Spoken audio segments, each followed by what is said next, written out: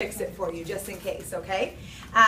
So what we're going to start with is everybody has a color card, yes? So this is to make it really easy. Again, at the end, you'll get to meet with your consultant individually, so if you hate the colors we picked for you, don't worry, we'll fix it. Great? Okay, so we're going to start counterintuitively. We're going to start with the lips. Usually we do our lipstick when? We're driving, later on, during the day, right? Yes?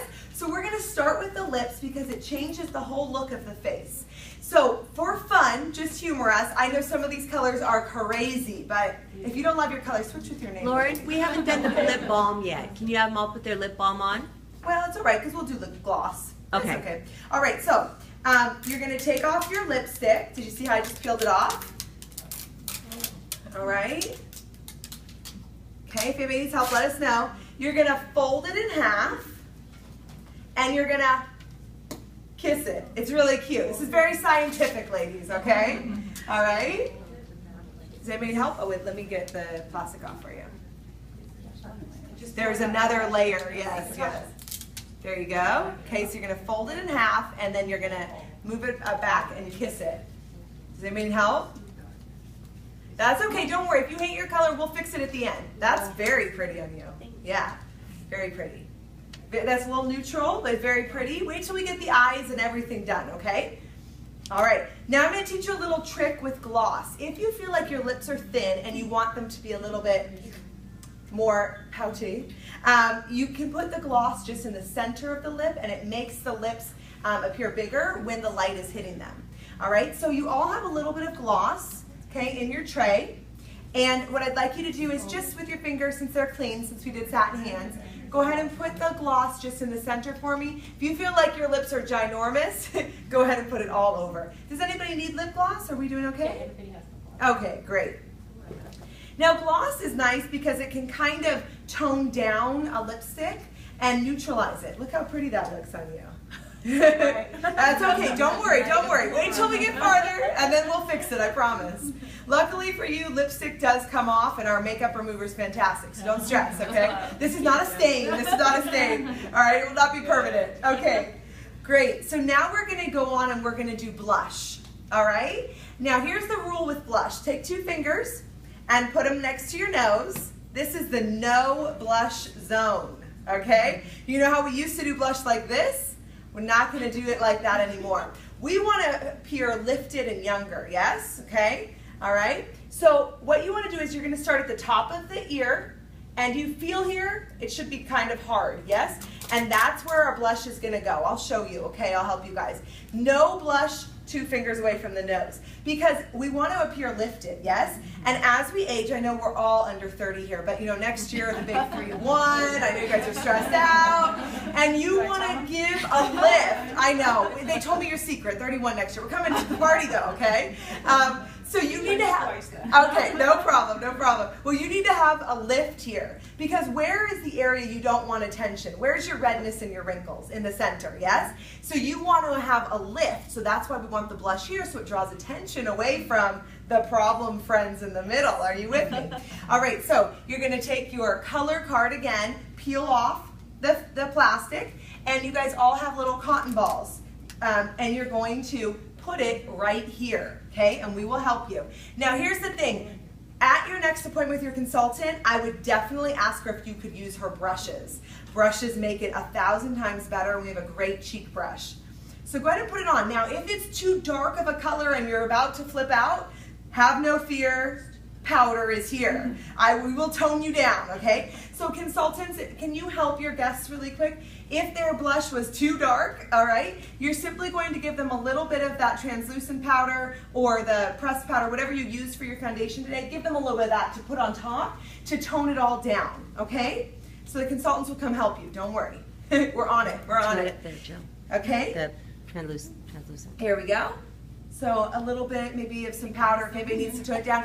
Now the great thing about putting a little powder, and consultants, you can do translucent, but you can just do the regular press like we do at the skincare class, whatever you want to do.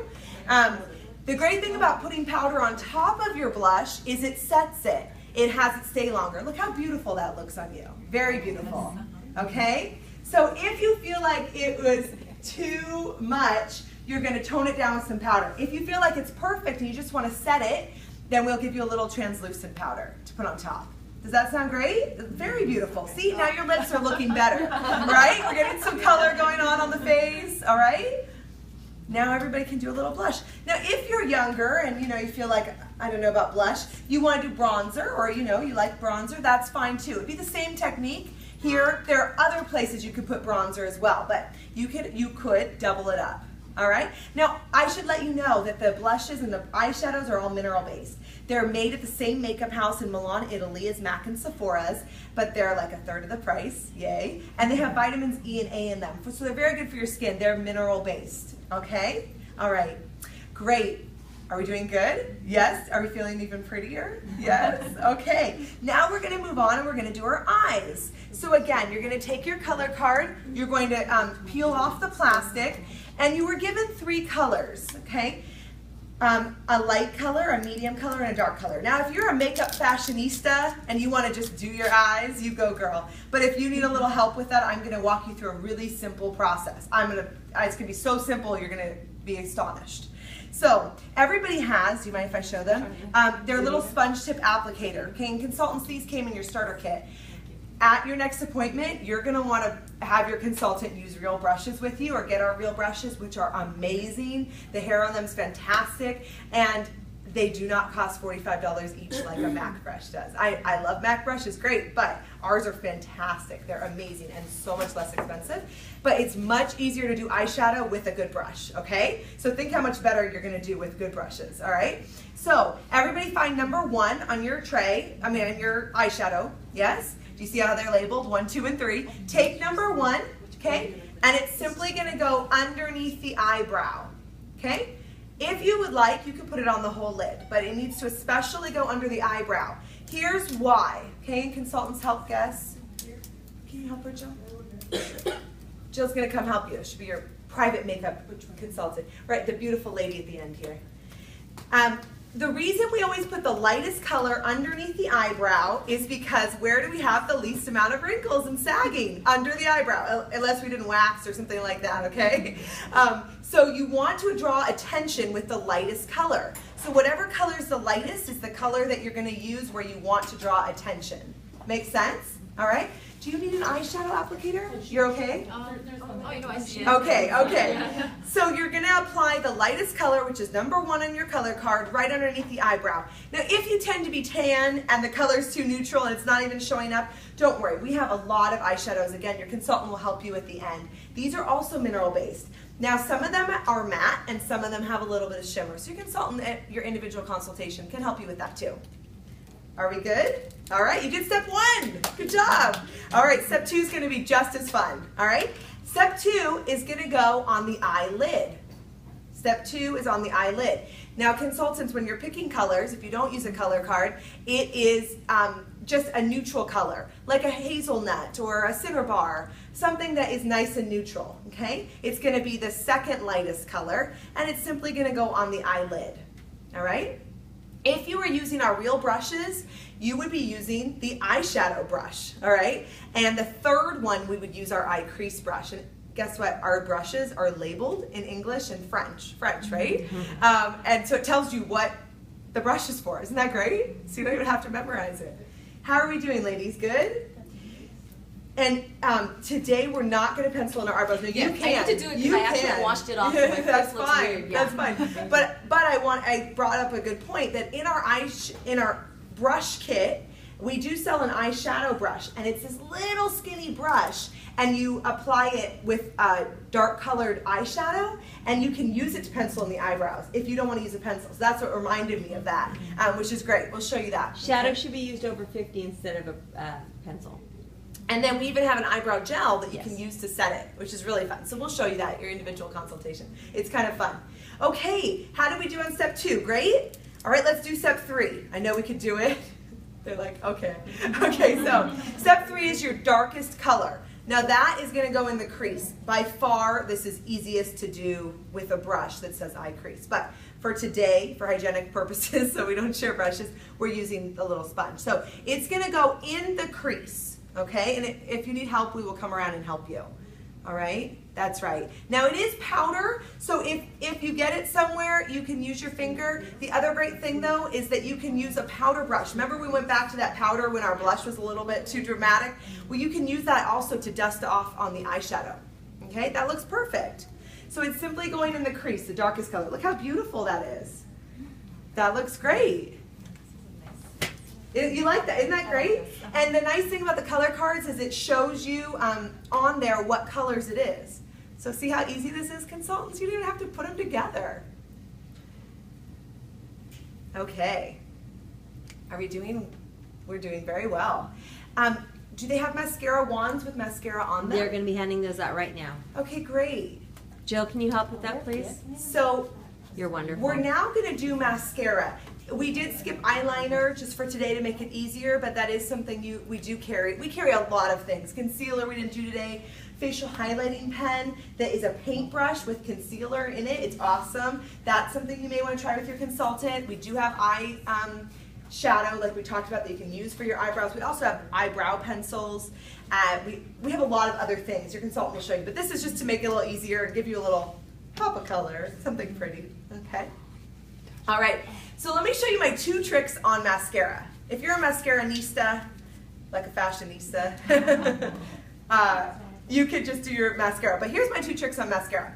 You know how you tease your hair with like a comb and make it fuller? Don't we all want fuller lashes? Yes.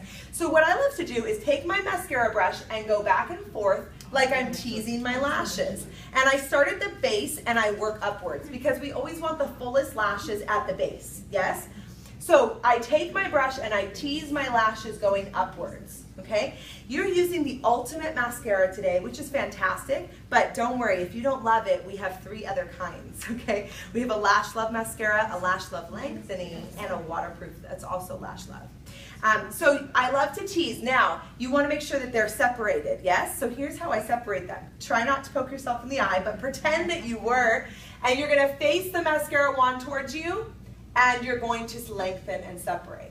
So those are my fun little mascara tips, but if you just want to put it on like normal, that's great too, okay? And let's start by just doing that on the top. So again, you're going to go back and forth like you're teasing your lashes, all right?